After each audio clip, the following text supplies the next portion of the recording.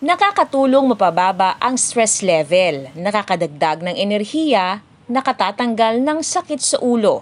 Ilan lamang ito sa mga health benefits ng pagpapamasahe ng katawan ayon sa mga health expert.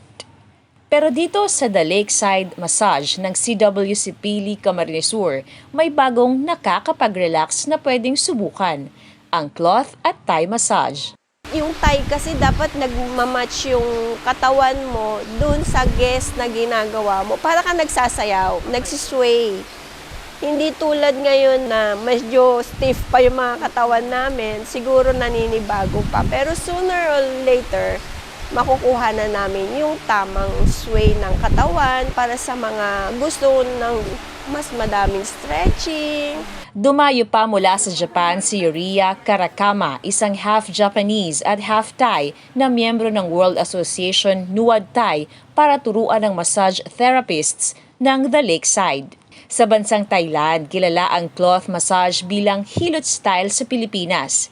Ginagamit nila ito doon upang maibsan ang pananakit ng mga kalamnan, habang ang Thai massage naman ay nakatutok sa stretching ng mga parte ng katawan. This kind of massage, yung Thai na to and the cloth massage, masasabi ko na super, hopefully, and we're praying na talagang adaptable namin lahat ng technique niya.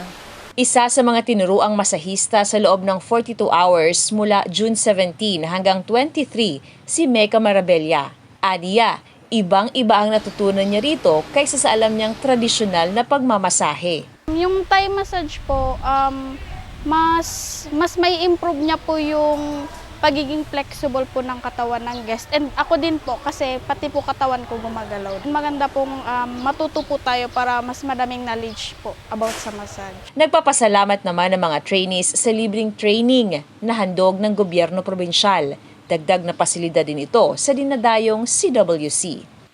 Sobra po kaming grateful kasi nadagdagan yung knowledge namin. At the same time, nadagdagan sila ng income for those people who in needs. Very grateful po kami. Hindi kayo nagsasawa sa amin. Nabigyan kami ng bagong kaalaman. Maraming salamat po.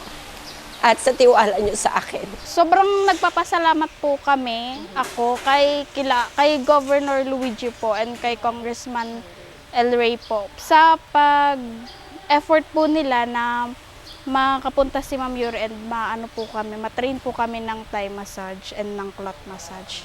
Bukod sa aabangan Thai at cloth massage, ilan pa sa maaring subukan sa The Lakeside Massage ay ang Swedish, Shiatsu, Combination and Aroma, Body Scrub, and Food Spa. Meidi Maano, CSN. ありがとうございました。